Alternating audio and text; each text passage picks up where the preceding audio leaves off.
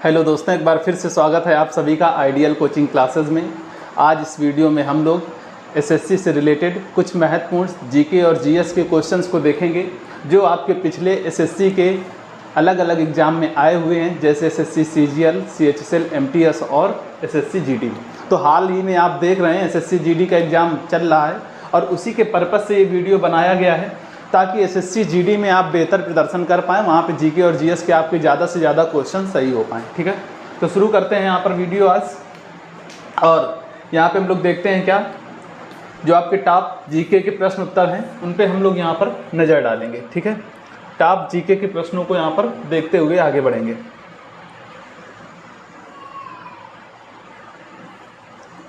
तो सबसे पहले यहाँ पे जो पहला क्वेश्चन है आपके स्क्रीन पे ये दिखाई दे रहा है, क्या है क्वेश्चन। तो फर्स्ट नंबर क्वेश्चन है कि भारत में सर्वाधिक वर्षा वाला स्थान मासिनराम जो है वो आपका किस राज्य में है। ठीक है, तो इसका आंसर क्या है, मेघालय है। ठीक है, वर्षा की दृष्टि से देखा जाए तो जो मेघालय राज्य का मासिनराम जगह है ये आपका कहाँ पर है, तो ये चेरापूंजी। तो चेरापूंजी मिल जाए या मासिनराम मिल जाए, दोनों में आप कोई भी ऑप्शन टिक कर सकते हैं, दोनों एक साथ तो नहीं देगा। ठीक है, तो चेरापूंजी बोले या मासिनराम में एक एवरेज क्या है, पूरे भारत की बात की जाए तो एक एवरेज सबसे ज़्यादा बारिश हमारी इसी स्थान पर होती है। और इससे बहुत बार एग्जाम में ये क्वेश्चन आया है कि सबसे ज़्यादा बारिश एवरेज कहाँ पर होती है, तो वो आपका कौन सा स्थान है, वो आपका है मासिनराम। और है कहाँ पर, तो आपका राज्य क्या है, वो मेघालय राज्य। ठीक है, अगला क्वेश्चन आपके सामने है कि भारत में कोयला प्रचुर मात्रा में कहाँ पाया जाता है। तो कोयले की बात की जाए तो सर्वाधिक जो कोयला है वो आपका मिलता है गोंडवाना क्षेत्र में। कहाँ पर मिलता है, गोंडवाना क्षेत्र में। यहाँ से भी एग्जाम में क्वेश्चंस बनाए जाते हैं कि कौन से इस्पात, कौन से धातु, कौन से खनिज कहाँ पर सबसे ज़्यादा प्रचुर मात्रा में उपलब्ध हैं या पाए जाते हैं, कौन सी मेटल कहाँ की विशेषता क्या है, इस तरह से क्वेश्चन भी आपको देखने के लिए मिल जाएगा। तो अगर कोयले की बात की जाए तो गोंडवाना जो क्षेत्र है आपका, उसमें क्या है, सबसे ज़्यादा कोयला पाया जाता है। ठीक है, अगला क्वेश्चन है कि प्रकाश संश्लेषण में पैदा होने वाली ऑक्सीजन जो है उसका स्रोत क्या है। यानी कि जब जो प्लांट हैं, पेड़ पौधे हैं, वो क्या करते हैं, प्रकाश संश्लेषण की क्रिया करते हैं और इस प्रकाश संश्लेषण की क्रिया के फलस्वरूप क्या होता है, वो लोग ऑक्सीजन और ग्लूकोज का निर्माण करते हैं। तो जो ऑक्सीजन यहाँ पे मिल रही है वो किससे मिल रही है, तो CO2 और H2O हम जानते हैं कि उनको देना होता है। क्या देना होता है, CO2 और H2O। इसके साथ साथ प्रकाश की उपस्थिति होनी चाहिए और हीमोग्लोबिन, यानी जो पेड़ पौधों में पाया जाता है। एक मिनट, हरित लवक जो पेड़ पौधों में पाया जाता है पत्तियों में, तो उसकी उपस्थिति में क्या होता है, रिएक्शन होती है और फिर क्या, ऑक्सीजन और ग्लूकोज का निर्माण होता है। तो यही पूछा जा रहा है कि जो हमारे ऑक्सीजन का स्रोत है, ज़्यादातर लोग सोचते हैं कि हम उसको CO2 दे रहे हैं तो उसके बदले में वो हमें O2 दे रहा है और CO2 का सीधे O2 में ट्रांसफ़र, ऐसा बिल्कुल भी नहीं है। ऑक्सीजन जो मिलती है तो वो जो पानी जाता है उसमें, उसी के थ्रू क्या होता है, ऑक्सीजन का निर्माण किया जाता है। तो यहाँ से भी क्वेश्चन आपका बन सकता है। ठीक है, बिल्कुल बेसिक सी क्वेश्चन है।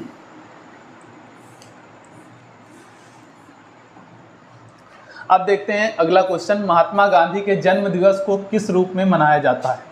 तो सभी कोई जानता है कि महात्मा गांधी का जन्म कब हुआ, 2 अक्टूबर 1869 में हुआ था। 2 अक्टूबर को महात्मा गांधी का जन्मदिन यानी बर्थडे मनाते हैं। ठीक है, जन्म दिवस मनाते हैं। इसको एक और नाम से जाना जाता है और वो आपको पता है कि अंतर्राष्ट्रीय अहिंसा दिवस कब मनाते हैं, तो ये आपका मनाते हैं 2 अक्टूबर को अंतर्राष्ट्रीय अहिंसा दिवस। तो यहाँ से भी क्वेश्चन आपसे पूछा जा सकता है। ठीक है, आप जानते हैं कि महात्मा गांधी को सत्य और अहिंसा का प्रतीक माना जाता है और उसी के पर्पज़ से उनके जन्मदिन पे अंतर्राष्ट्रीय अहिंसा दिवस मनाया जाता है। ठीक है, क्या मनाया जाता है, अंतर्राष्ट्रीय अहिंसा दिवस। अगला क्वेश्चन क्या है, धान का खाने योग्य कौन सा भाग होता है। तो देखिए, अलग अलग फसलें जो हैं उनमें अलग अलग चीज़ों को खाया जाता है। जैसे आलू की बात की जाए तो ये आपका कौन सा कंद या प्रकंद वाला हिस्सा होता है। ठीक है, सलजम की बात की जाए या चुकंदर की बात की जाए, या आप देखते हैं क्या इनके देखा जाए तो ये कौन से हिस्से होते हैं, तो ये आपके होते हैं जड़ के हिस्से। जैसे अदरक हो गया, इसी में ये सब क्या है, जड़ वाला हिस्सा है। तो अदरक एक तना प्रकंद में वैसे शामिल किया गया है, लेकिन ये कैसी होती है, जड़ जैसी हमें दिखाई देती है। ठीक है, कैसी दिखाई देती है, जड़ जैसी दिखाई देती है।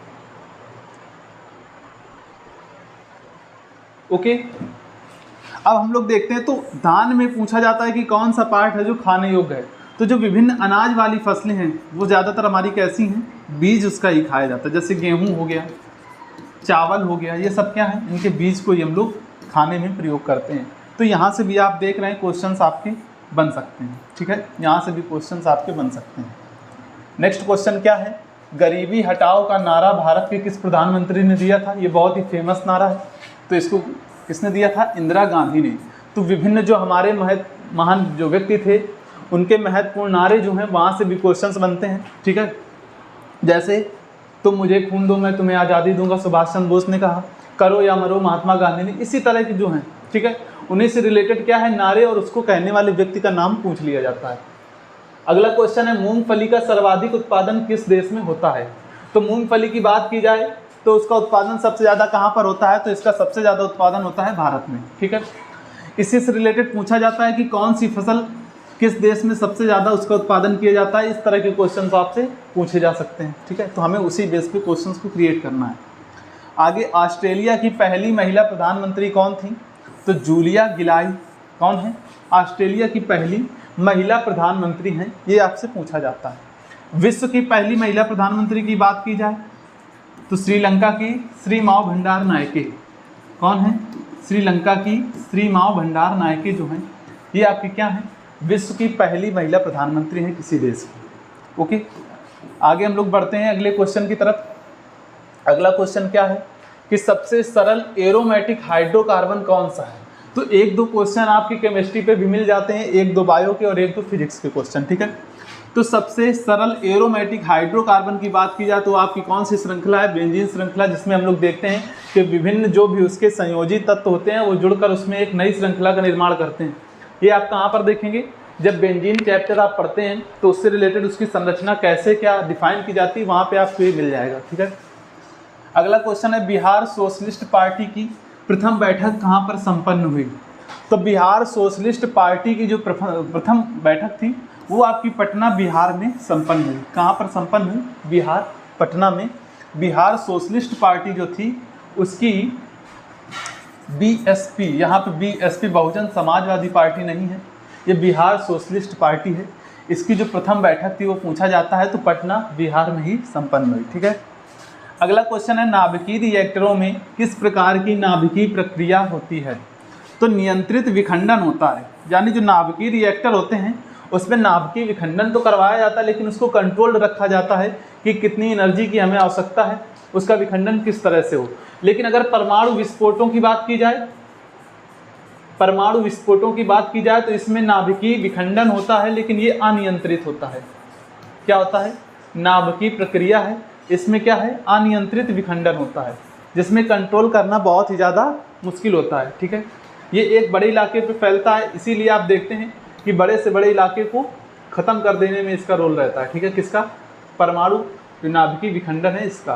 ओके, अगला क्वेश्चन है, केंद्रीय बौद्ध शिक्षण संस्थान भारत में कहाँ स्थित है। तो केंद्रीय बौद्ध शिक्षण संस्थान की बात की जाए तो ये आपका लद्दाख के लेह स्थान पे स्थित है। कहाँ पे, लद्दाख, जो कि आपका जम्मू कश्मीर वाले इलाके में पड़ता है। तो लद्दाख के लेह में स्थित है केंद्रीय बौद्ध शिक्षण संस्थान। कौन सा, केंद्रीय बौद्ध शिक्षण संस्थान। अगला क्वेश्चन है कि मनुस्मृति, रामायण और महाभारत की रचना किस काल में हुई है।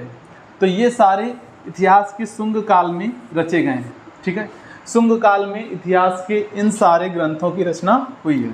ठीक है, अब हम लोग आगे बढ़ते हैं।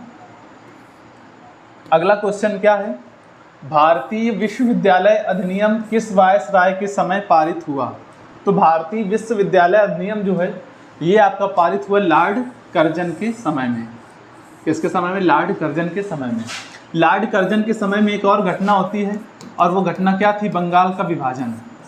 बंगाल का विभाजन, और ये कब हुआ था, यहाँ से भी क्वेश्चन बनते हैं। तो ये सन 1905 को हुआ था। क्या हुआ था, 1905 में बंगाल का विभाजन हुआ था। ठीक है। इसी तरह भारतीय विश्वविद्यालय अधिनियम जो एक्ट आया वो आपका कब आया, लॉर्ड कर्जन के समय में। अगला क्वेश्चन है, राष्ट्र कवि के नाम से किसे जाना जाता है। तो विभिन्न जो महान व्यक्ति हैं उनके उपनाम भी पूछे जाते हैं। ठीक है। तो मैथिली शरण गुप्त को है हम क्या जानते हैं, राष्ट्र कवि के नाम से। ठीक है। अगर पूछ लिया जाए आदि कवि किसको कहते हैं, तो आदि कवि कहा जाता है महर्षि वाल्मीकि को। और आदि काव्य की बात की जाए तो आदि काव्य कहा जाता है रामायण को, और महाकाव्य बोला जाता है महाभारत को। ठीक है। इस तरह से कई क्वेश्चंस बनते रहते हैं उपनाम से रिलेटेड या काव्यों से रिलेटेड जो भी है, तो इन पे आपको नज़र डालते हुए आगे बढ़ना है। ठीक है।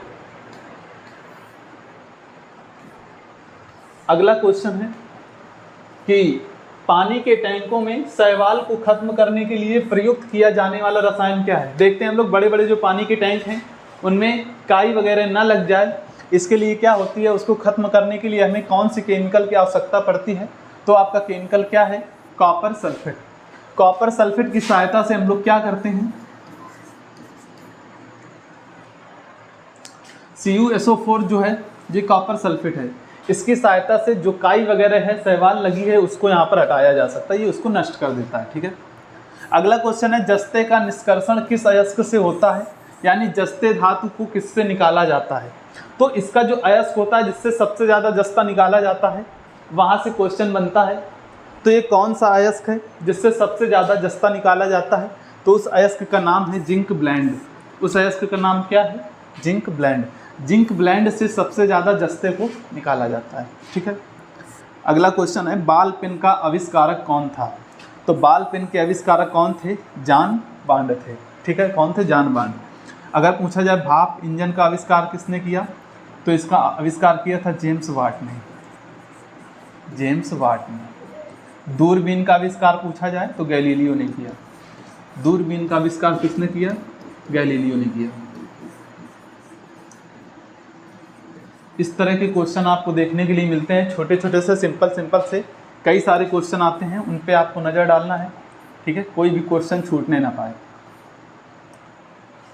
अब देखते हैं अगला क्वेश्चन क्या है, मशहूर गोल्फ खिलाड़ी विजय सिंह किस देश से संबंधित हैं। तो आपके मशहूर जो गोल्फ खिलाड़ी हैं वो विजय सिंह जो हैं, ये आपके फिजी देश से संबंधित हैं। किस देश से संबंधित हैं, फिजी देश से। अगला क्वेश्चन है, राज्य के उच्च न्यायालय के मुख्य न्यायाधीश की नियुक्ति कौन करता है। तो राज्य का जो उच्च न्यायालय है उसका जो मेन जज है यानी मुख्य न्यायाधीश है, इसकी नियुक्ति की जाती है राष्ट्रपति के द्वारा। किसके द्वारा की जाती है, राष्ट्रपति के द्वारा। अगर सर्वोच्च न्यायालय के मुख्य न्यायाधीश को शपथ दिलाने की बात आए तो भी कौन दिलाता है, राष्ट्रपति दिलाता है। या सर्वोच्च न्यायालय के अन्य न्यायाधीशों की शपथ की बात की जाए तो राष्ट्रपति दिलाता है। ठीक है। तो ये यहाँ पर पूछ लिया जाता है, सिंपल से वन लाइनर क्वेश्चंस हैं, आपको जरा भी कंफ्यूज होने की ज़रूरत नहीं है। ठीक है। अगला क्वेश्चन है, कौन सी मुगल इमारत अकबर द्वारा नहीं बनाई गई। इस पे आपको कई सारे ऑप्शन दिए जाएंगे। दिल्ली का जो किला है ये किसने बनाया था, तो ये पूछ लिया जाता है दिल्ली का किला। ठीक है। तो ये आपका किसके द्वारा बनाया गया, शाहजहां के द्वारा। लाल किला की जो बात कर रहे हैं वही है आपका दिल्ली का लाल किला। ठीक है। लाल किला यहाँ पर लिख दे रहे हैं। लाल किला किसने बनवाया, शाहजहां ने बनवाया। ठीक है। मोती मस्जिद किसने बनवाया, शाहजहां ने बनवाया। मयूर सिंहासन किसने बनवाया, शाहजहां ने। इस तरह से क्वेश्चंस आपको देखने के लिए वहाँ पे मिल जाएंगे। ओके। नेक्स्ट क्वेश्चन क्या है, अगला क्वेश्चन आपके सामने है, बालाजी विश्वनाथ ने सैयद बंधुओं से संधि कब की थी। तो ये संधि का समय पूछा जाता है। ये सन 1714 ईस्वी में बालाजी विश्वनाथ ने सैयद बंधुओं से क्या किया था, संधि किया था। ये हमें याद रखना है। अगला क्वेश्चन, मनसबदारी व्यवस्था में किसके शासन के उपरांत अव्यवस्था उत्पन्न, यानी मनसबदारी जो व्यवस्था थी वो तो पहले ठीक चल रही थी, लेकिन कौन सा शासक आया जिसके बाद वो ठीक से चल नहीं पाई, तो शासक कौन था, शाहजहां। आपको पता है शाहजहां उस समय इमारतों को बनवाने में ज़्यादा व्यस्त थे। बहुत सारी महत्वपूर्ण जो इमारतें हैं मुगल कालीन वो शाहजहां के समय में ही बनवाई गई हैं। ठीक है। तो एक तरह से देखा जाए तो आर्किटेक्चर के फील्ड में इनका महत्वपूर्ण रोल रहता है, तो बाकी चीज़ें जो हैं वो थोड़ा सा कमज़ोर पड़ गई। ये यहाँ से क्वेश्चंस बना दिए गए। अगला क्वेश्चन है, चोल शासक विजयादित्य प्रारंभ में किसका सामंत था। तो आप देखते हैं कि उस समय चोल पल्लव इन्हीं का शासन चल रहा था। तो उन्हीं समय की बात है कि जो चोल शासक है विजयादित्य प्रारंभ में पूछा किसका सामंत था, तो चोल वंश के पहले ही किसका सामंत था, पल्लव का। यानी पल्लवों के वंश जो चल रहे थे उन्हीं का ये क्या था, सामंत था। ठीक है, बाद में ये चोल जो वंश था तो उसका अपना शासक बना। ठीक है, अगला क्वेश्चन क्या है, लोदी शासकों ने सजावट के लिए कड़े पत्थरों का प्रयोग करना सीखा, तो ये किस देश से सीखा, तो लोदी शासकों ने इसको ईरान देश से कड़े पत्थरों का प्रयोग करके साजो सज्जा की वस्तु को बनाना सीखा था। ठीक है, अगला क्वेश्चन है, किस शासक को बाजीराव प्रथम ने हराकर दक्षिण में मराठाओं की सर्वोच्चता स्थापित की, तो बाजीराव प्रथम एक महान शासक थे। इन्होंने किसको हराया था, साउथ के कुछ राज्यों की बात की जाए तो उस समय तो इन्होंने आसफ जहां निजामुल मिल्क को हराकर क्या किया, साउथ के कुछ इलाकों में मराठाओं का वर्चस्व स्थापित किया और मराठाओं का एक विजय पताका लहराया। ठीक है, कौन थे, बाजीराव प्रथम थे। ओके, अगला क्वेश्चन है, कूच बिहार के किस शासक की सेना ने 1657 ईस्वी में मुगल क्षेत्र में प्रवेश किया, कूच बिहार। तो किसकी सेना, किस शासक, तो उस समय शासक थे प्रेम नारायण, जिनकी सेना ने क्या किया, मुगल क्षेत्र में 1665 में बिहार का जो मुगल क्षेत्र था कूच, उसमें क्या किया, प्रवेश किया। ठीक है, क्वेश्चन है, मुगल काल के संदर्भ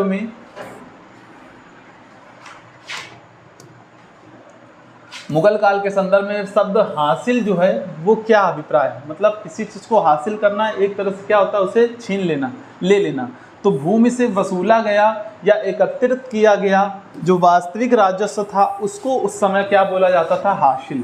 क्या बोला जाता था, भूमि के लिए जो राजस्व वसूला जाता था उसको बोलते थे हासिल। ठीक है,